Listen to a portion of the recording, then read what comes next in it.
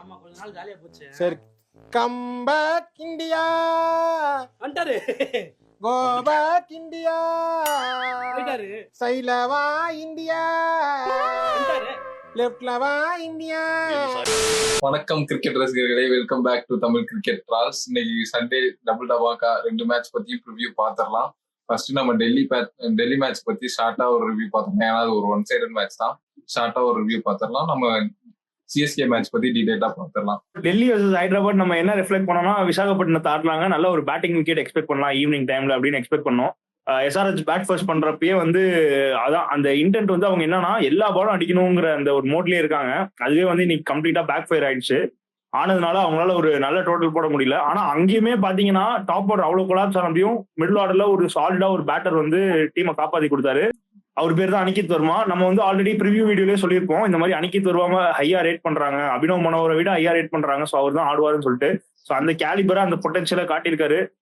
டெஃபினட்டா வந்து player to watch out for. Bro shots எல்லாம் பாத்தீங்களா என்னமா ஆடினாருன்னு? எல்லாம் pure power and timing bro, செம்மையா இருந்துச்சு ஒவ்வொரு ரேஞ்சும்.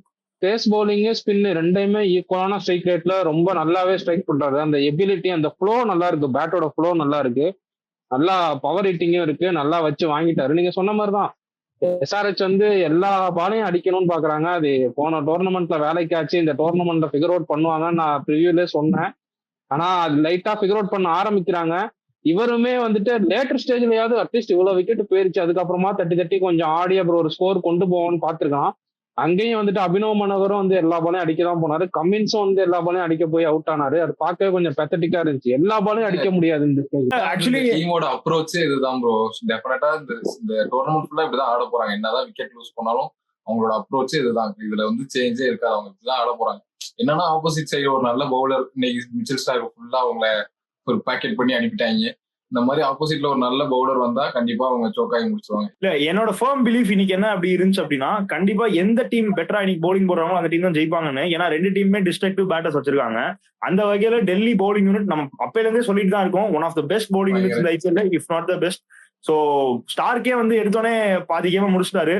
மிச்சபடி குல்தீப் யாதவ் வாஸ் எக்ஸலன்ட். சொல்லி ஆகணும், மிச்சல் ஸ்டாருக்கும் குல்தீப் யாதவும் கரெக்டான டைம்ல ஸ்டெப் அப் பண்றாங்க. ரெண்டு பேருமே வந்து கரெக்டா டைட்டாவும் போடுறாங்க, விக்கெட்ஸும் தேவைப்படுற நேரத்துல கன்சிஸ்டன்டா விக்கெட் எடுத்துறாங்க.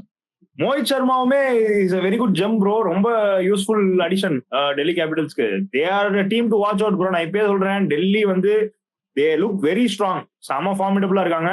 ஆமா, மிச்சல் ஸ்டார்க்கு சொல்லி ஆகணும், இன்னைக்கு ஒரு எக்ஸெப்ஷனான பவுலிங், 5 விக்கெட் ஆளு, ரொம்பவே நல்லா போட்டு கொடுத்தாரு. பவுலிங் லைனப்ல 17 இயர்ஸ்ல யாருமே 5 எடுத்தது இல்ல. ஹிஸ்டரியிலே தான் ஃபர்ஸ்ட் டைம் டெல்லி பவுலர் ஒருத்தர் 5 எடுக்கிறது. மிச்சல் ஸ்டார்க் தான் ஃபர்ஸ்ட் ஆளா கொண்டு வந்து 17 இயர்ஸா விளையாண்டு இருக்காங்க. இப்பதான் ஃபர்ஸ்ட் 5. ஹேமங் பதானி தான் வராரு, விடியல் தர போறாரு டெல்லிக்கு.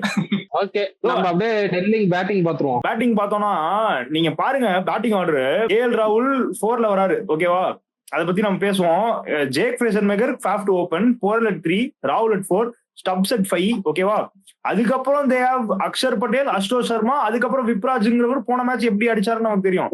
சோ இப்படி 8 வரைக்கும் இவ்வளவு டீப்பா பேட்டிங் இருந்துச்சுன்னா இந்த டீம் வந்து எந்த டார்கெட் வேணாலும் சேஸ் பண்ண முடியும், எந்த ஸ்கோரை வேணா டிஃபெண்டும் பண்ண முடியும். ஃபர்ஸ்ட் மேட்சே பார்த்தா கேஎல் ராகுலோட இன்டென்ட்டே கம்ப்ளீட்டா டிஃபரெண்டா இருக்கு. பாத்தீங்களா, ஃப்ரம் த ஸ்டார்ட் அட்டாக் தான். சும்மா நம்ம ஓட்டுறதெல்லாம் கிடையாது. இந்த பஞ்சாப்ல ஒரு சீசன் ஆடினார்ல, அந்த மாதிரி அட்டாக்கிங் ஆப்ஷன்ல தான் இருக்காரு. பார்க்கவே நல்லா இருக்கு ஆக்சுவலா. நீங்க 8 வரையும் பேட்டிங் லைனப் இருக்குன்னு சொல்றீங்கல்ல, அது ரொம்பவே வேலிடான ஒரு பாயிண்ட். ஏன்னா வந்துட்டு பியூர் பேட்டிங்கா இருக்கு. இப்ப மத்த டீம்ஸ் மாதிரி ஆல்ரவுண்டர்ஸ் சும்மா வந்து இவராலையும் ஒரு 6 அடிக்க முடியும், 2 6 அடிக்க முடியும் அப்படிங்கிற ஒரு பேட்டிங் இல்லாம இவங்க எல்லாருமே அந்த 8 வரையும் இருக்க பேட்ஸ்மேன் எல்லாருமே மேட்ச் வின்னர்ஸா இருக்காங்க. அது வந்து ஒரு பிக்கஸ்ட் அட்வான்டேஜ். இப்ப அசுதோஷ் என்ன பண்ணாருன்னு பார்த்தோம், விப்ராஜ் என்ன பண்ணாரு பார்த்தோம், அக்ஷர் பட்டேலால என்ன பண்ண முடியும் T20 வேர்ல்டு கப்ல காமிச்சாரு. அது மாதிரி அந்த பேட்டிங் நம்ம எடுத்து பாத்தீங்கன்னா எல்லாருமே மேட்ச் வின்னர்ஸா இருக்காங்க. அவங்களுக்கு எப்பவுமே வந்து எந்த டீம் வந்து கிரவுண்ட்லயும் சரி ஆஃப் ஃபீல்ட்லயும் சரி நல்ல பேப்பர் ஒர்க் பண்ணி, ஹோம் ஒர்க் பண்ணி, ஸ்ட்ராட்டஜிஸ் எக்ஸிக்யூட் பண்ணி, அந்த பிளான்ஸ் எல்லாம் வந்து ப்ராப்பரா சார்ட் அவுட் பண்ணி எக்ஸிக்யூட் பண்றாங்க, அந்த டீம் தான் வந்து ஆப்போனன்ஸ் அவுட் ஸ்மார்ட் பண்ணுவாங்க டாக்டிக்கலா.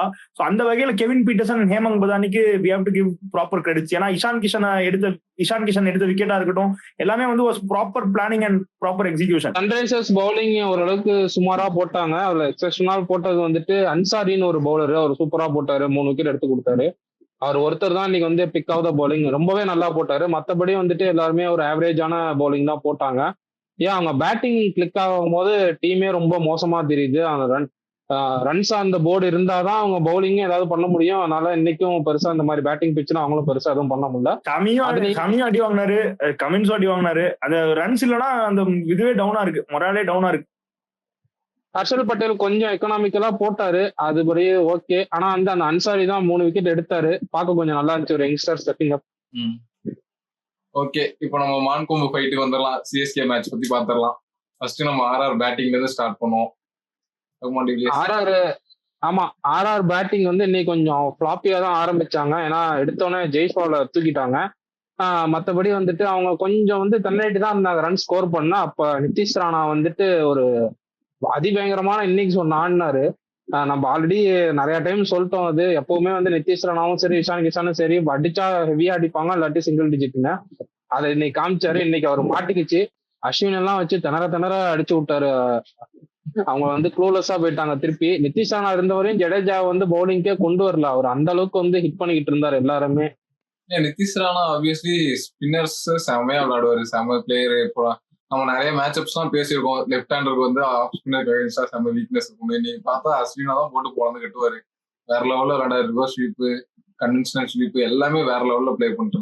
ராஜஸ்தான் பேட்டிங் வந்து இன்னைக்கு they did their job bro. என்ன வேணுமோ அதை பண்ணாங்க. பட் ஆனா நான் இப்பயுமே சொல்றேன், taking 0 credits away from Rajasthan, still their middle order and their batting looks a bit weak தான் என்ன பொறுத்த வரைக்கும். இல்ல ப்ரோ, இன்னைக்கு வந்து ராணா மட்டும் தான் பெர்ஃபார்மன்ஸ்.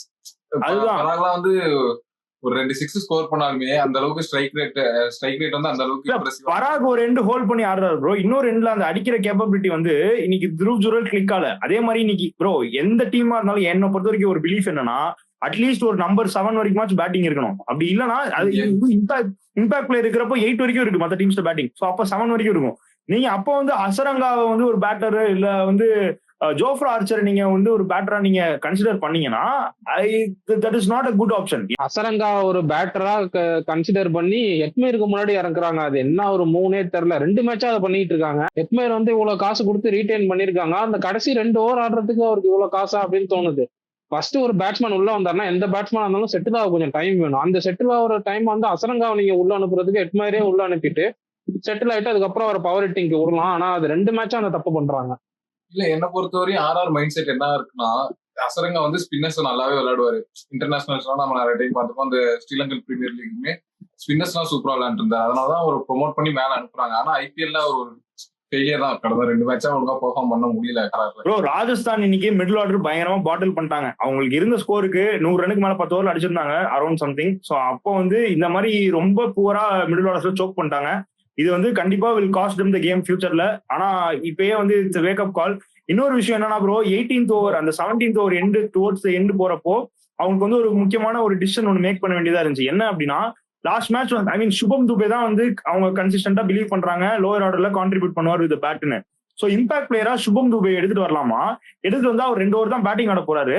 ஸோ அந்த கான்ட்ரிபியூஷன் இம்பார்ட்டன்டா இருக்குமா, வைட்டலா இருக்குமா அப்படிங்கிறது ஒரு கேள்விக்குறியா இருந்துச்சு. அங்க அவங்க என்ன பண்ணிட்டாங்கன்னா, வேணாம் நமக்கு சுபம் துபே வேணாம், நம்ம ஆர்ச்சர் வச்சும் ஹெட்மேர் வச்சும் மற்றவங்களை வச்சும் நம்ம அப்படியே மேனேஜ் பண்ணிப்போம், பவுலிங்கை நம்ம ஸ்ட்ரெங்தன் பண்ணி எவ்வளவு அடிக்கிறோமோ அதை நம்ம டிஃபெண்ட் பண்ணிப்போம் அப்படின்னு அவங்க அந்த ஸ்ட்ராட்டஜில தான் போனாங்க. அது வந்து என்னை பொறுத்த வரைக்கும் ஒரு 50-50 மூவ் தான், இருமுனை கத்தி தான். ஏன்னா அவங்க எடுத்துட்டு வந்த இம்பாக்ட் பிளேயர் அந்த கார்த்திகேயங்கிற பவுலர் வந்து வெறும் 1 ஓவர் தான் போட்டாரு. சோ நீங்க 1 ஓவர் போடுறது தான் உங்க பிளானா இருந்துச்சு அப்படின்னா நீங்க கண்டிப்பா சுபம் துபே எடுத்துட்டு வந்து இன்னொரு 10 ரன் சேர்த்து அடிச்சிருக்கலாம். அந்த எண்ட் ஆஃப் 13 ஓவர்ஸ் 130 இருந்தாங்க. அதுக்கப்புறம் அந்த லாஸ்ட் 7 ஓவர்ஸ்ல 50 ரன்ஸ் தான் ஸ்கோர் பண்ணிருக்காங்க. இது கம்ப்ளீட்டா மிடில் ஆர்டர் ஒரு ஹிட்மேர் இருந்தாலுமே ஒரு ஃபெயிலியர் தான் இன்னைக்கு. நம்ம சிஎஸ்கே பவுலிங்க்கு வந்துருவோம். ஃபர்ஸ்ட் நூர் அகமதுக்கு கிரெடிட் கொடுத்து அவனை நம்ம எல்லா மேட்சும் சொல்லிக்கிட்டே இருக்கோம். ஒரு பயங்கரமான ஸ்பெல்ல போட்டுட்டு இருக்காரு. எந்த கிரவுண்டா இருந்தாலுமே அவர் ஸ்பெல்லு மட்டும் தனியா தெரியுது அந்த கிரவுண்ட்ல. he will be staying in CSK forever அப்படின்ட்டு தோணுது. அவர் எந்த காரணத்தை கொண்டும் விட்டுற மாட்டாங்க அப்படிங்கிறது என்னோட பிலீஃப். ரொம்ப வருஷம் கழிச்சு ஒரு யங் பிளேயரை சிஎஸ்கே டீம் பேக் பண்ணிருக்கு. கடந்த 8 வருஷமா பாத்தீங்கன்னா இந்த மாதிரி ஒரு யங்ஸ்டரை பேக் பண்ணவே இல்லை. இப்பதான் பேக் பண்ணிருக்காங்க. சரி, ஓகே. அடுத்து நம்ம இன்னொரு மெயினான பவுலர் பாத்துருவோம், பத்திரானா பத்தி நான் பேசுறத விட ஸ்மித்தியன் ப்ரோ பேசினா நல்லா இருக்கும்னு நினைக்கிறேன். பத்திரானா ஆடாதீங்க, எல்லிஸ் ஆடுங்க நீங்க பதில் சொல்லுங்க. இன்னைக்கு கண்டிப்பா ப்ரோ, கண்டிப்பா இன்னைக்கு பத்திரானா வந்து ஒரு பயங்கர ஸ்டேட்மெண்ட் ஒன்னு காட்டினாரு. எந்த அளவுக்கு அவரோட எஃபெக்டிவ்னஸ் இருக்கும் டெத் ஓவர்ஸ்ல அப்படின்னு சொல்லிட்டு. நல்ல ஸ்டெபிலிட்டி, ஷேப், கண்ட்ரோல் எல்லாமே கொடுத்தாரு. அந்த க்ரூஷியல் விக்கெட்ஸ் எல்லாமே எடுத்து கொடுத்தாரு. ஸோ கண்டிப்பா பயங்கர புல் பேக் பண்ணாங்க சென்னை அப்படின்னா 100 ஒரு ரீசன்னா இன்னொரு ரீசன் பத்திரானா தான். நம்ம ஆல்ரெடி ப்ரிவியூல சொன்ன மாதிரி தான் ப்ரோ, பத்திரானாக்கு வந்து ஒரு இன்ஜுரி கன்சர்ன் இருந்தால் மட்டுமே எல்லிஸ் ஆட முடியும், இல்லாட்டி எல்லிஸ் வந்து இந்த டீம்ல வந்து சான்ஸ் கிடையாதுன்னு சொல்லியிருந்தோம். அதுதான் ரிஃப்ளெக்ட் பண்ணியிருந்தாங்க. ஃபர்ஸ்ட் ஓவர் அவருக்கு ஒரு இன்ஜுரிங்கிறதால எல்லிஸ் ஆட வச்சாங்க. அடுத்தடுத்து இன்னுமே பத்திரானா தான் ஆடுவார், அதை மாத்த மாட்டாங்க. ஆக்சுவலா இந்த பவுலிங் லைனப்ல கலிலுக்கும் கண்டிப்பா ஒரு கிரெடிட்ஸ் கொடுத்தே அவனை மேட்ச் ஆன் மேட்ச் அவர் கன்சிஸ்டன்டா பவர் பிளேல விக்கெட் எடுத்து கொடுத்தே இருக்காரு சிஎஸ்கே. இன்னைக்கும் ஜெய்ஸ்வால் மாதிரி ஒரு பிளேயரா ஏரியா ஃபர்ஸ்ட் ஓவர்லயே எடுத்து கொடுத்துட்டாரு.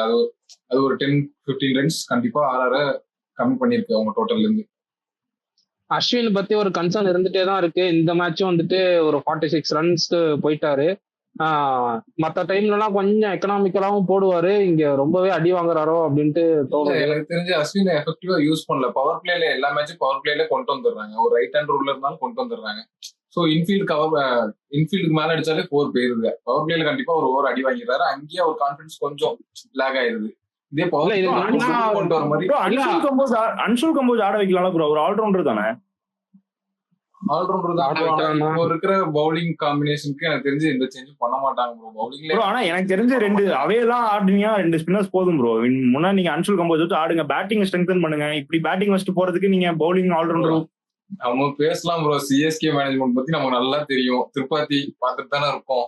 இல்ல இன்னைக்கே எனக்கு ஆச்சரியம், டக்குன்னு ஒரு நாள்ல டிராவல் பண்ணி போயிட்டு 2 சேஞ்சஸ் பண்ணிட்டாங்க பாரு. தீபக் கூட வெளில எடுத்துட்டு விஜய் சங்கர் கொண்டு வந்தாங்க. அதே மாதிரி சாம் கரனை வெளில எடுத்துட்டு ஜேமி ஓர்டன் கொண்டு வந்தாங்க. அஸ்வின் வந்துட்டு அவரோட ஆஃப் ஸ்பின் மேல இன்னுமே பிலீஃப் வச்சு போடலாம். ஏன்னா நல்ல ஆஃப் ஸ்பின் போடுவார் அவர். எல்லாமே சொடக்கு போலா போட்டுட்டே இருக்காரு. அது வந்து போய் விழுந்தா கூட பரவாயில்ல, அது ஷார்ட்டா விழுவும், தூக்கி சொருகுறாங்க அங்கிட்டும் இங்கிட்டும். அதனால அவர் இன்னுமே அவரோட ஆஃப் ஸ்பின் மேல இன்னும் கொஞ்சம் கான்சென்ட்ரேட் பண்ணி off spin genuine off spin போட்டா அவர் கண்டிப்பா விக்கெட் டேக்கர் பவுலர், விக்கெட் விழுவும். சரி, ஓகே. நம்ம சிஎஸ்கே பவுலிங் அந்த ஆர்ஆர் பேட்டிங் பத்தி போதுமான அளவு பேசிட்டோம். இப்போ முக்கியமான சிஎஸ்கே பேட்டிங் பத்தி வந்துடலாம். ஓகே, ஆனா ஆல்ரெடி சொன்ன மாதிரிதான் ராகுல் திரிபாதி வந்து நம்ம முன்னாடி பார்த்தது புனே சூப்பர் ஜெயின்ஸ்ல ஆடின திருப்பதி கண்டிப்பா கிடையாது. அப்போ வந்து குயிக் ஃபயரா ரன் ஸ்கோர் பண்ணுவாரு. அப்பயும் ஓப்பனிங் தான் ஆடிட்டு இருந்தாரு அண்டர் தோனி. அப்ப இருந்த பிளேயர் கிடையாது. அப்போ இந்த பேட்டிங் ஆக்ஷன் கிடையாது. இப்ப ரகுமான் பண்ணானே இந்த ஆக்ஷன் வச்சுட்டு கண்டிப்பா ஒரு சர்வே பண்றது ரொம்ப கஷ்டம் ப்ரோ. அதெல்லாம் ஆடி ஒரு செட்டில் ஆகி பால வாட்ச் பண்ணி அடிக்கிறதுக்குள்ள பறந்துரும் மோஸ்டிக்கு. இல்ல அவர்ட்ட இன்டென்ட் இருக்கு. நான் பண்ணது என்ன இன்னைக்கு சீக்கா பண்ணி காமிச்சாரு. இன்னைக்கு கமெண்ட்ரில பாத்தீங்கன்னா அவர்ட்ட இன்டென்ட் இருக்கு, அந்த ஹங்கர் இருக்கு, ஆனா அதை எக்ஸிக்யூட் பண்ண மாட்டாரு. அதுதான் ப்ரோ நான் போன மேட்சே சொன்னேன். அவருக்கு அந்த ஹங்கர் இருக்கு, போய் பிராக்டிஸ் எல்லாம் பண்றாரு, பயங்கர போக்கஸ்டா இருக்காரு. ஆனா அவுட்புட் வர்றது ரொம்ப கஷ்டம் ப்ரோ. நம்ம அந்த போக்கிரி படத்துல வர மாதிரிதான், மூஞ்சி மட்டும் வேலை செய்யுது, கை வேலை செய்யுது, அந்த மாதிரிதான் ப்ரோ இருக்கு. மேபி இன்னும் ஒரு கேம் கொடுத்து பார்க்கலாம் ப்ரோ. நீங்க அந்த சீசனே அவருக்கு கொடுத்து உங்களோட மோட்டிவ் என்னன்னா சிஎஸ்கே பிளே ஆஃப்ல வரக்கூடாது, இவன் ஃபுல்லா ஆண்டா வரமாட்டான். இதான் உங்க மோட்டிவேஷன். நல்லா தெரியுது ப்ரோ. இல்லங்க, நல்ல பிளேயர் தான் கண்டால். சச்சின் ரவீந்திரா சொல்ற மாதிரி வந்துட்டு எல்லா மேட்சும் எல்லாம் அடிச்சு கொடுக்க முடியாது. அவருக்கும் ஒரு மனுஷன் தான். அதாவது ஒரு மேட்ச் ஃபெயிலியர் தான் ஆவாரு. இன்னைக்கு ஜாஃபர் ஆர்ச்சரோட ஸ்பெல்லில் விழுந்துட்டாரு. பயங்கரமான ஒரு பவுலிங். ராகுல் திரிபாத்தி வந்து அவுட் ஆன உடனே நான் ஒரு போஸ்ட் ஒன்று போட்டேன், எத்தனை கேம் ஃபெயிலியர் ஃபார் ராகுல் திரிபாத்தின்னு. அதுக்கு வந்து கமெண்ட்ஸ்ல வந்துட்டு இன்னைக்கு ரொம்ப நல்லா தான் ஆடணும் அப்படின்னு ஒருத்தர் கமெண்ட் பண்ணியிருந்தாரு. நான் சொன்னேன் நல்லா தான் ஆடணும், இது வந்து நீங்க 2010 இல்ல 2011 சொல்லியிருந்தா ஒரு சூப்பர் இன்னிங்ஸ்ன்னு சொல்லியிருக்கலாம். இப்ப வந்துட்டு கேமே மாறி போச்சு. அவன் வந்துட்டு பவர் பிளேலே 60-70 அடிக்கிறானுங்கும் போது இந்த மாதிரி பவர் பிளேல ஃபர்ஸ்ட் 3 ஓவர்ல 5 ரன் அடிச்சாங்க. அங்கேயே வந்து மேட்ச் க்ளோஸ் ஆயிடுச்சு என்னை பொறுத்த வரைக்கும். பவர் பிளேல சுத்தமா ஒரு இன்டென்ட்டே இல்லை. ஓவரா டாட் பால் ஆடி ஃபர்ஸ்ட் 3 ஓவர்ல 5 ரன் எல்லாம் ஏத்துக்கவே முடியாது. அதுவும் ஒரு 180 சேஸ்ல வந்துட்டு இப்படி ஆடுறாங்கும் போது அங்கேயே மேட்ச் முடிஞ்சிருச்சு. அதுக்கப்புறம் என்ன முக்கினாலும் ஜெயிக்க மாட்டாங்கன்னு அப்பவே தெரிஞ்சு. இல்லாம கம்பேக் சூப்பர் கிங்ஸ் கம்பேக் கொடுப்பாங்கன்னு சொன்னேன் நான் போன மேட்ச்ல. கம்பேக் சூப்பர் கிங்ஸ் வந்து ஆப்போசிட்ல இருக்க டீம் பிளேயர்ஸ் எல்லாருக்குமே கம்பேக் கொடுத்துட்டாங்க. ஒரு நிதிஷ் ராணாவுக்கு கம்பேக் கொடுத்தாங்க, ஒரு ஜாஃபர் ஆர்ச்சர் கம்பேக் பண்ணாரு, அசரங்கா கம்பேக் பண்ணாரு. அப்படியே ஆப்போசிட் ஜிங்ஸ் ஆயிடுச்சு. ஆப்போசிட்ல இருக்க எல்லா பிளேயரும் கம்பேக் கொடுக்குறாங்க, நம்ம ஆளுங்க என்ன அப்படியே இருக்கானுங்க. ரஹ்மான் டிவிலியர்ஸ் வந்து சிஎஸ்கே சப்போர்ட் பண்ணதுனாலதான் பிடிங்க அவனை. நம்ம தெளிவா என்ன சொல்றோம் அப்படின்னா, சென்னை சூப்பர் கிங்ஸ் மிடில் ஆர்டரே கிடையாதுங்கிறத நம்ம ஸ்டார்டிங்ல இருந்தே ஒவ்வொரு தடவையும் நம்ம பதிவு பண்ணிட்டு இருக்கோம். நான் பதிவு பண்ணிட்டு இருக்கேன், தெளிவா சொல்றேன், மிடில் ஆர்டரே கிடையாது இந்த டீம்ல, கண்டிப்பா சஃபர் பண்ணுவாங்கன்னு. இதுல எல்லாருமே வந்து சென்னை ஃபேன்ஸ் எல்லாருமே வந்து பயங்கரமா என்ன கோச்சுக்கிறாங்க, சண்டை போடுறாங்க, கிட்ட வார்த்தைகள் திட்டுறாங்க. நீங்களே பாத்துருப்பீங்க கமெண்ட்ஸ்லாம். எதுவும் நான் வேணும்னே வந்து சொல்ற மாதிரி நான் அதுதான் சொன்னேன். இன்னைக்கு என் போஸ்ட்ல வந்துட்டு உங்களை திட்டிட்டு இருக்கானுங்க. அதான் ப்ரோ நம்ம மனசுல ஸ்ட்ராங்கா பேப்பர்ல பாக்குறப்ப எப்படி இருக்கோ அதானே ப்ரோ சொல்ல முடியும். இது நீங்க என்ன ப்ரோ நீங்க சொல்லுங்க, இது என்ன இருக்கு ப்ரோ? தோனி at 7னா அவரு பிரைம கடந்துட்டாரு தலைவா. சோ வந்து இன்னுமே உங்களுக்கு பேட்டிங் டெப்த் இருக்கணும், அப்பதான் வந்து ஒரு டீம் ஸ்ட்ராங்கா இருக்கும். ஜேமி ஓவர்டன்லாம் வந்து ஓகே ஒரு 6 அடிச்சாருன்னா நம்ம இது பண்ண முடியாது. பட் நான் ஓவரால் ஸ்கீம் ஆஃப் திங்ஸ் நம்ம டோட்டலா மிடில் ஆர்டர் பார்த்தோம்னா they are definitely hitter shot bro. அங்க தூபே ஒரு ஆள் மட்டும் தான் கொஞ்சம் இன்டிமிடேட்டிங்கா இருக்காரு. அந்த தூபேயோட விக்கெட் போயிடுச்சுன்னா அங்க வேற யார் இருக்கு அடிக்க சொல்லுங்க? பவர் ரேட்டிங் ஆள் இல்ல, அடிக்க ஆள் இல்லங்கிறதுல தட்டி தட்டி ஆடிவாங்கன்னு வச்சுக்கோங்க. பவர் ரேட்டிங் ஆள் இல்ல. அதே மாதிரி மத்த டீம்ஸோட நீங்க கம்பேர் பண்றப்போ இது இன்னும் இன்எஃபெக்டிவா இருக்கு. ராஜஸ்தான் மட்டும்தான் இந்த சென்னை மிடில் ஆர்டருக்கு ஈக்குவலா இருக்கும். அந்த டீமோடையுமே தோத்துட்டாங்க. அதை தவிர நீங்க வேற எந்த டீமோட மிடில் ஆர்டர் பாத்தீங்கன்னா கூட இந்த மிடில் ஆர்டர் நிக்கவே நிக்காது ப்ரோ. என்ன வேணா நினைச்சுக்கிட்டு என்ன வேணா திட்டணும் ப்ரோ. நம்ம மனசுல பட்டதை சொல்லணும். யாருக்கும் நம்ம பயப்பட போறது இல்ல, யாரை பத்தி நம்ம கவலைப்பட போறதும் இல்ல. சோ ஹானஸ்ட் இன்புட்ஸ் நம்ம கொடுக்குறோம். ஓகே, இன்னைக்கு ருத்ராஜ் கெய்க்வாட பத்தி பேசிடுவோம். ஒரு எக்ஸ்ட்ராடினரியான இன்னிங்ஸ் ஒன்று ஆடினாரு. ஒரு எண்டு அவர் வந்து பிடிச்சி ஆடினாரு. தேவையான இடத்துல பவுண்டரிஸ், நல்லா ஸ்வீப் ஷாட்லாம் நல்லா ஆடினாரு. ஸ்லாக் ஸ்வீப் எல்லாமே சூப்பரா ஆடினாரு. டேக் ஆன் பண்ணாரு சில பவுலர்ஸை. ஆனா முடிச்சு கொடுப்பாருன்னு நினைச்சேன். ஃபர்ஸ்ட் மேட்ச் வந்து சிஎஸ்கே ஜெயித்ததுக்கான ஒரு மெயின் ரீசனே ருத்ராஜ் தான். அவரோட அந்த குயிக் ஃபயர் 50 தான். இப்போ இந்த மேட்ச் க்ளோஸா வந்ததுக்கான ரீசனும் ருத்ராஜ் தான். லாஸ்ட் மேட்ச் நம்ம பிக் மார்ஜின்ல தோத்ததுக்கு காரணம் வந்து ருத்ராஜ் தான். இயர்லியரா அவுட் ஆயிட்டாரா, சோ டோட்டல் டீமே கொலாப்ஸ். சோ இந்த டீம்ல ருத்ராஜ் நின்று அடிச்சா மட்டும்தான் சிஎஸ்கே அந்த சேஸ்லயோ அந்த கேம்ல இருக்கும், இல்லைன்னா கம்ப்ளீட்டா அவுட் ஆயிரும். நல்லா கிளியராவே தெரியுது. Captain example bro, leading from the front ரொம்ப ஒரு ஹெண்ட் ஹோல்ட் பண்ணி ஆடுறாரு. அதுவே வந்து it's very important thing Chennai. ஆமா, தூபே இன்னைக்கு கொஞ்சம் நல்லா ஆடினாரு. போன மேட்ச் இன்னைக்கு கொஞ்சம் இன்டென்ட் காமிச்சாரு. 10 balls 18. ஆனா ஒரு எக்ஸ்ட்ராடினரியான கேட்ச். அதெல்லாம் வந்துட்டு ரியான் பராக் வந்து பேட்ட பராக் மாதிரி ஒரு கேட்ச் பிடிச்சாரு. எக்ஸ்பெக்டே பண்ணல நானு. ஒரு பயங்கரமான கேட்ச் அது. இல்ல இன்னொரு விஷயம் அவன் சொல்லணும்னு இருந்தேன் என்னன்னா, நம்ம அந்த சாம் கரன் பத்தி பேசினப்போ ஒரு 4 பேர் ப்ரோ, அந்த பேரை தூக்க 4 பேரு அப்படிங்கிற மாதிரி ஒரு 4 பேர் மட்டும் வந்து நம்மள திட்டிட்டு இருந்தாங்க. இன்னைக்கு அந்த 4 பேரை தான் நானும் தேடிட்டே இருக்கேன். 4 பேரை ஆளே காணும். சாம் கரன் டீம்லயே இல்ல. நானும் போய் பேசலாம் அந்த 4 பேருன்னு பார்த்தா 4 பேரே காணும். இப்படிதான் ப்ரிவியூ வீடியோல தான் பாக்கணும் ஆக்சுவலி. இல்ல ஓவர்டன் நீ கொஞ்சம் அந்த நர்வஸ்னஸ் எல்லாம் தெரிஞ்சது. ஒரு ஈஸி கேட்ச் டிராப் பண்ணிட்டாரு. அவர் பார்க்க ஆனா கொஞ்சம் ஆக்சுவலா பாவமா இருந்தது. ஆனா அந்த கேட்ச விட்டதும் எனக்கு தெரிஞ்சு சிஎஸ்கே ஃபேன்ஸ் நமக்கு அவரு ஓவரும் போட்டு இழிச்சிருப்பாங்க. வேற என்ன ப்ரோ, அது ஃபர்ஸ்ட் கேம் அந்த நர்வஸ்னஸ் இருக்கும். அவங்க அடிச்சாலுமே அவர் சேம் அந்த லென்த் பாலே தான் போயிட்டே இருந்தாரு. ஓவர்டன் மட்டும் இல்லப்பா, ஓவர்டன் கமெண்ட் செக்ஷன் மட்டும் இல்லங்க, சந்தீப் சர்மா கமெண்ட் செக்ஷனும் நாறுது. பார்த்தேன், நான் செக் பண்ணிட்டு வந்தேன். சம்பந்தமே இல்ல, ஒரு பவுலர் நல்லா போட்டா தோத்துட்டாங்கன்னா விட்டுட்டு போகாம அங்க போயிட்டு நான் சொல்லக்கூடாது அந்த வார்த்தை தான், அதெல்லாம் போட்டு வச்சிருக்கேன். அதெல்லாம் நீ சொல்லக்கூடாது. ஆர்சிபி ஃபேன்ஸ் தான் டாக்ஸிக். சோ ப்ரோ, ஜடேஜா தோனிய நீங்க இன்னைக்கு டிஃபீட்க்கு ரீசன் அக்செப்ட் பண்ணிக்கிறீங்களா? One of the major reasons. அவங்களும் இன்டர்ன் கார்ட்ல ஒத்துக்கிறீங்களா? ப்ரோ தோனி தெரியல ப்ரோ. ஜடேஜா நான் கண்டிப்பா ஒத்துப்பேன். ஏன்னா தோனி கிரீஸ்ல இருந்தவரையும் நான் வந்து சிஎஸ்கே தான் ஃபேவரட்ஸ்ன்ற மாதிரி எனக்கு இருந்தது. ஏன்னா லாஸ்ட் 4ல 20 கூட தோனி பல டைம் அடிச்சிருக்காரு ப்ரோ. எனக்கு என்னமோ இருந்தா எனக்கு ஓடிட்டு இருந்தது. இல்ல வந்து தமிழ் கமெண்ட்ரி தான் ரொம்ப காமெடி பண்ணிட்டு இருந்தானுங்க. ஸ்பின்னர்ஸ் வந்து தோனி அடிக்க மாட்டாரு, ஸ்பின்னர்ஸ் ஜடேஜா அடிக்கணும், தோனி வந்து ஃபாஸ்ட் பவுலிங் தான் அடிக்கணும். அந்த மாதிரி ஒரு கண்டெஸ்ட்ல வந்துட்டு யாரா இருந்தாலும் அடிக்கதான் போகணும். தோனி வந்து கொஞ்சம் தொசிக்கிட்டாரு ஸ்டார்டிங்ல. கடைசியா அதை அடிச்சதா ஈக்குவலைஸ் பண்ணிக்கிட்டாருன்னு வச்சுக்கோங்களா. ஸ்டார்டிங்ல கொஞ்சம் ஸ்லோவா தான் ஆடினாரு. ரிக்வயர்ட் ரன் ரேட் 15க்கு மேல இருக்குங்கிறப்போ நீங்க பால் 1ல இருந்து இன்டர்ன் காட்டி தான் ப்ரோ ஆகும். அது ஒண்ணு. ரெண்டாவது நீ என்னதான் சொன்னாலும் நான் வந்து இதை அக்செப்டே பண்ணிக்க மாட்டேன் ப்ரோ. தோனி வந்து கம்ப்ளீட்டா ஸ்பின்னர்ஸ் அகைன்ஸ்டா வந்து வீக்னு சொன்னீங்கன்னா நான் கண்டிப்பா அக்செப்டே பண்ணிக்க மாட்டேன். இல்ல ஸ்பின்னர்ஸ் அகைன்ஸ்டா வீக்னு சொல்லல. நான் சொல்லலப்பா, நான் சொல்லல. இல்ல நானும் சொல்லல. பாத்துர்க்கேன். இது வந்து ஃபர்ஸ்ட் பால்ல இருந்து இன்டர்ன் காட்டணும் தான் நான் சொல்றேன்.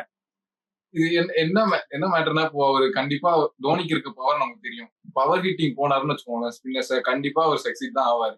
நம்ம என்னன்னா ஒரு ஸ்பின்னர்ஸ் பார்த்து ஆடிடணும், தட்டி ஒரு சிங்கிள் ஓடிடணும்னு பாக்குறப்பதான் அவர் போல்ட் ஆயிடுறாரு, ஏதோ கேட்ச் கொடுத்துட்டு போயிடுறாரு.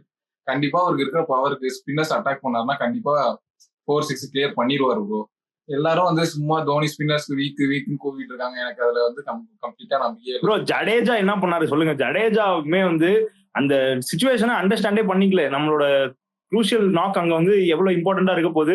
ஸ்ட்ரைக் ரேட் முக்கியம், எல்லாமே வந்து அவரு பாக்கணும்ல. ரொம்ப கேர்லெஸ்ஸா வந்து நான் ஷுவரா அக்செப்ட் பண்ணிக்கோம் ப்ரோ. ஏன்னா அவர் உள்ள வந்தப்போ பாத்தீங்கன்னா 14th ஓவர்ல உள்ள வந்தாருன்னு நினைக்கிறேன். அவர் ஃபர்ஸ்ட் பவுண்டரி அடிச்சது 18th ஓவர்ல தான் அடிச்சாரு. அந்த 4 ஓவர் என்ன ப்ரோ சும்மாவா? எனக்கு அந்த 4 ஓவர் என்ன சிங்கிள்ஸ் வச்சது உள்ள வந்தாரு. அவர் ஒரு பேட்ஸ்மேன் ப்ரோ, ஆக்சுவலா சீனியர் பேட்ஸ்மேன். கண்டிப்பா அவர் ஏர்லியரா அட்டாக் பண்ணிருக்கணும். இல்ல நான் இன்னைக்கு ஸ்டார் ஸ்போர்ட்ஸ் தமிழ் கமெண்ட்ரி தான் ப்ரோ மேட்ச் ஃபுல்லா பார்த்தேன். நாம கமெண்ட்ரி பாருங்க பண்றாங்க. பாருங்க அவனுங்க தான் நம்ம கண்டென்ட். கொஸ்டின் வந்து ஃபேன்ஸ்லயே வச்சிரலாம், இப்போ வியூவர்ஸ்லயே வச்சிரலாம். வியூவர்ஸ் இப்போ தமிழ் கமெண்ட்ரியில மேட்ச் பாக்குறவங்களுக்கு, சிஎஸ்கே ஃபேன் உங்களுக்கே வந்து இந்த மேட்ச் அவங்க கமெண்ட்ரி பிடிச்சிருக்கா? இப்போ சிஎஸ்கே ஃபேனா அவங்க கமெண்டேட்டர் சப்போர்ட் பண்றது உங்களுக்கு பிடிச்சிருக்கா? அதை பிடிச்சி அத உங்களோட ஒப்பீனியன் வந்து கமெண்ட் சொல்லுங்க ப்ரோ. 20வது இல்ல ப்ரோ, 20வது ஓவரும் தோனியும் ஒரு காதல் கதைன்னானுங்க. கடைசியா சந்தீப் சர்மா தோனியோட காதல் கதை தான் அங்க நல்லா இருக்கு பாக்க. இவருக்கு வந்து நிதிஷ் ராணாக்கு வந்து ஒரு எல்பிடபிள்யூ ஒரு அப்பீல் அவுட் கொடுத்துருவாங்க. அவுட் கொடுத்தோடனே சீக்கா வந்து தையத்தக்கான்னு குதிச்சுட்டு நீ என்ன வேணா ரிவ்யூ எடுத்துக்கோ, சிஸ்டம் தோனி கத்திட்டான், தோனி அப்பீல் பண்ணிட்டான், கன்ஃபார்ம் அவுட்டு. முத்து நீ கவலைப்படாத, பத்ரி நீ கவலைப்படாத, கன்ஃபார்ம் அவுட்னா பார்த்தா பிச்சிங் அவுட் சைட் லெக். தெரியுது ப்ரோ, பால நல்லா அஸ்வின் உள்ள தள்ளி இருக்காரு, ராணா அடிக்கிறாருன்னு சொல்லிட்டு உள்ள தள்ளிட்டாரு. நல்லாவே பிளம் அவுட் அப்படிங்கிறானுங்க. ப்ரோ இன்னொரு டவுட் என்னன்னா, 19th ஓவர் துஷார் தேஷ்பாண்டே போட்டது வந்து உங்க தாட்ஸ் ஓகே தானா? நல்ல மூவா? இல்ல ப்ரோ, ஓரளவு டீசெண்டா வரும்போது அவர் எப்படி போடுவாருன்னு நமக்கு நார்மலாவே தோனியா ஈஸியா கெஸ் பண்ண முடிஞ்சிச்சு ப்ரோ. வந்தாரு, இந்த ஷார்ட் பால் ஒண்ணு போட்டாரு, ஈஸியா கிளியர் பண்ணாரு. எனக்கு தெரிஞ்சு துஷார் தேஷ்பாண்டே வந்து கரெக்டான இது இல்ல ப்ரோ. ஒரு நல்ல சாய்ஸ் தான் ப்ரோ. ஏன்னா தோனிக்கு பேஸ் கொடுத்தா கண்டிப்பா கிளியர் பண்ணிடுவாரு. என்னோட ஒப்பீனியன்ல கண்டிப்பா கிளியர் பண்ணிடுவாருன்னு தான் நினைக்கிறேன். சோ இப்ப போனதே கரெக்டான சாய்ஸ் தான். இதே நம்ம தோர்த்திருந்தா டெஃபினட்டா நம்மளே பேசியிருப்போம்.